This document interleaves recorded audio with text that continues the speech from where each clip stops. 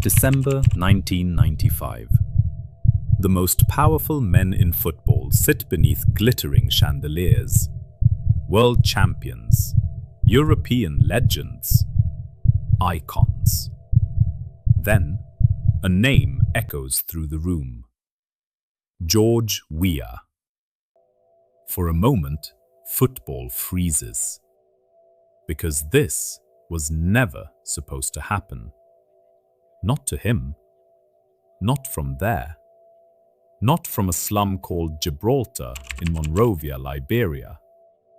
Not from a country most of the football world barely noticed. And yet somehow, the boy they ignored had become the best player on earth. But the real story isn't how George Weah won the Ballon d'Or. It's why he never stopped running long after he won it.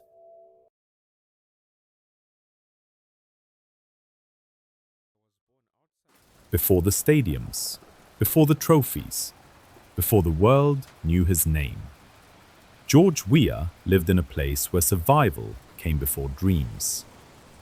Gibraltar wasn't a neighborhood. It was a furnace. Rusting rooftops stretched toward the ocean. Narrow alleys twisted through poverty. Every day demanded resilience. Meals were uncertain. Opportunity was rare. Hope was fragile. But every evening, something transformed those dusty streets. Football. Barefoot boys chased homemade balls across sand and concrete. For most of them, it was a game. For George Weah, it was an escape route, a doorway, a promise. While others played for fun, he played with obsession. Each goal felt like a message to the world. You just couldn't hear it yet. The world expected him to stay where he was. Most talented African players never left. Most were never discovered. Most disappeared. But George refused. He tore through local football. Young survivors, mighty Ballon, invincible 11. Defenders chased shadows, crowds gathered, whispers spread. Something different was happening. Yet talent alone wasn't enough. Liberia sat far from football spotlight. The world wasn't watching. So George made a decision. He left home for Cameroon. Unknown, unproven, hungry. Because he understood something powerful. No one can discover what they cannot see.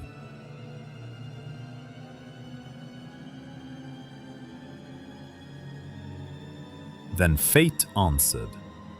A coach named Claude Leroy saw him, and he called a young manager in France, Arsène Wenger. When George arrived at Monaco, he wasn't a finished star. He was a force of nature dropped into a frozen world. The European winters bit his skin. The tactics confined him. The language felt foreign. Everything felt different. He was talented, but talent alone wasn't enough anymore. He felt lost. While some teammates doubted him, Wenger saw something entirely different.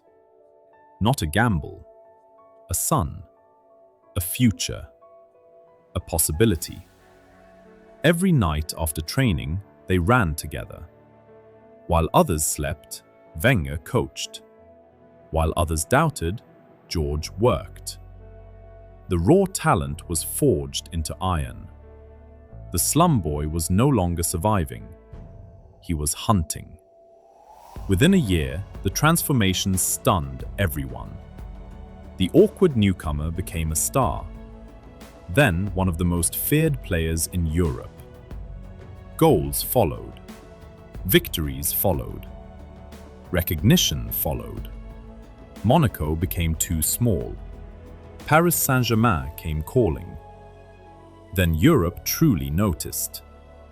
George Weah wasn't simply scoring goals, he was invading games.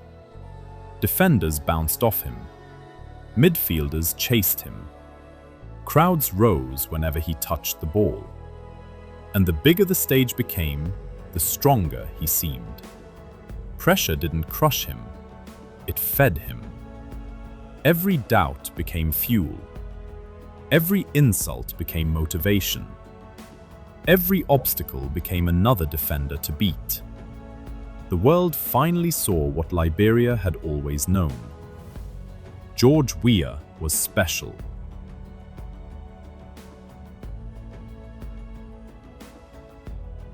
Then came Milan, the biggest stage, the biggest challenge, the biggest opportunity. George Weah wasn't simply scoring goals. He was destroying systems. One afternoon against Verona, he receives the ball deep inside his own half. Most players would pass. Most players would hesitate. George runs. One defender falls away. Another disappears behind him. A third is bypassed like a ghost. The stadium rises with every stride. 82 yards, total domination. Goal. It wasn't just a goal, it was his entire life compressed into 14 seconds. A boy running away from limitations. A man outrunning expectations. A dream refusing to stop. December 1995. The room rises to its feet. George Weah becomes the first African player in history to win the Ballon d'Or. The greatest footballer on earth. A child from Gibraltar. A boy who once kicked homemade footballs through the streets of Monrovia. Now standing at the summit of world football. But then he does something nobody expects. Instead of celebrating alone, he calls Arsène Wenger onto the stage. And when I came to Europe, he was like a father to me. I want you to keep this. This is for me, but I want you to keep it because he deserves this more than I do. Thanks, Mr. Coach. Because George Weah understood something many champions never do. No one reaches the top alone. The dream was complete. The story was over. Right? Wrong. Because while Europe celebrated, Liberia was burning.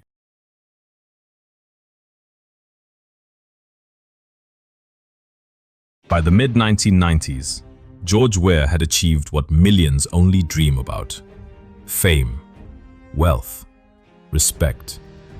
The highest individual honor in football. From Paris to Milan, his name opened doors. His face appeared on television screens across the world. He had escaped, or so it seemed, because while Europe celebrated his rise, Liberia was collapsing. Communities shattered, families fled. Violence spread through streets he once knew by heart. And suddenly, the best footballer on earth faced a realization no trophy could protect him from. Success can change your life, but it cannot always change the lives of the people you love. George could score against the best defenders in the world, but he could not stop a civil war. He could inspire millions, but he could not shield his country from suffering. The contradiction haunted him. What good is reaching the top if home is falling apart beneath you? The trophies felt smaller. The responsibility felt larger. And George Weah made a choice. He would not look away. Most athletes spend their careers carrying expectations. George Weah began carrying a country. Instead of retreating into European luxury, he stepped forward. While defenders chased him across stadiums in Milan, a different battle was unfolding thousands of miles away.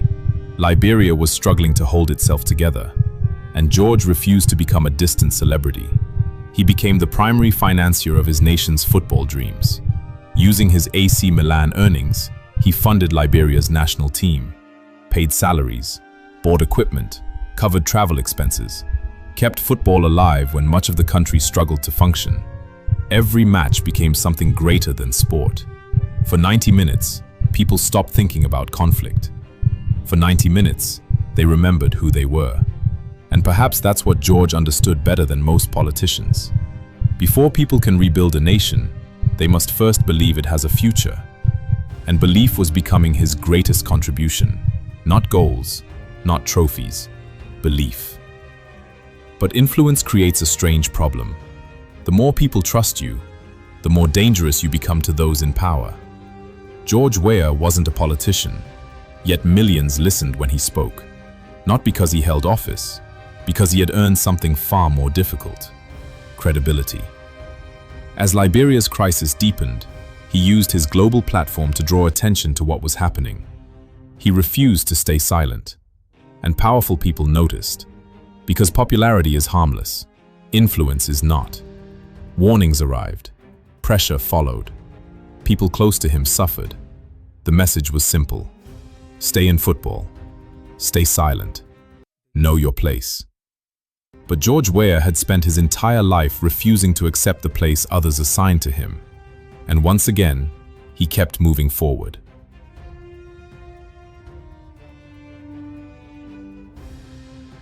Eventually, football ended. The stadiums faded. The cheers grew distant. The goals stopped. For most athletes, that's where the story ends.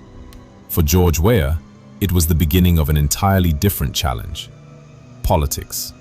And unlike football, there were no scoreboards, no referees, no clear victories.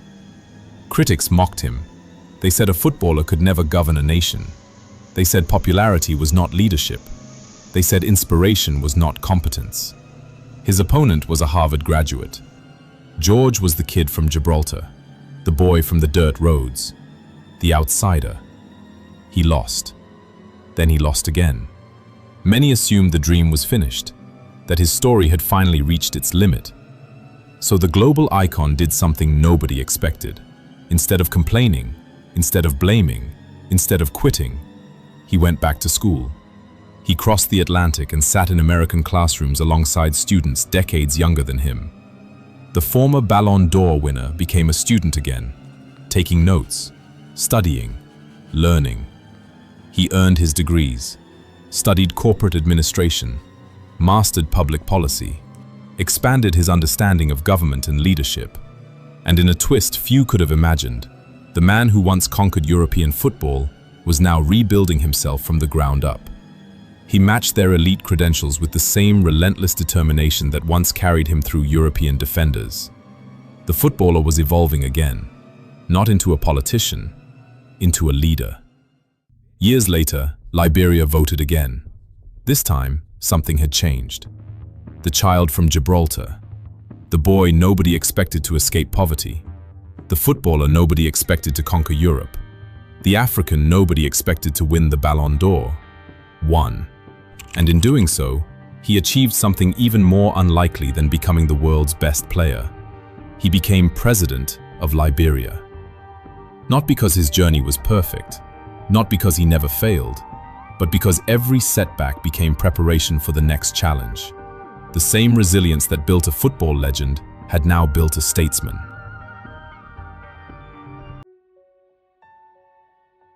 So what drove George Weah? What kept him running long after he had already reached the summit? It wasn't money. He had that. It wasn't fame. He had that too. Maybe it was something deeper. A promise.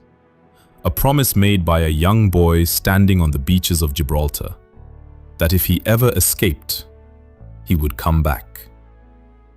And when the opportunity arrived, he did. Not as a footballer, not as a celebrity, but as a servant of the country that raised him. George Weah changed football. He helped open doors that had once seemed locked. For Didier Drogba, for Yaya Toure, for Samuel Eto'o, for Sadio Mane, and for countless others who saw themselves in his journey. But perhaps his greatest achievement wasn't proving what one person could become. It was proving how far possibility can travel. From a forgotten neighborhood, to the biggest stadiums on earth, to the highest office in a nation. Because once someone achieves what the world insists is impossible, the impossible becomes a little harder to believe. And maybe that's George Weah's true legacy. Not the goals, not the trophies, not even the presidency. The reminder that where you begin does not decide where you finish. The boy from Gibraltar spent his life outrunning expectations. And in doing so, he changed the expectations of millions more.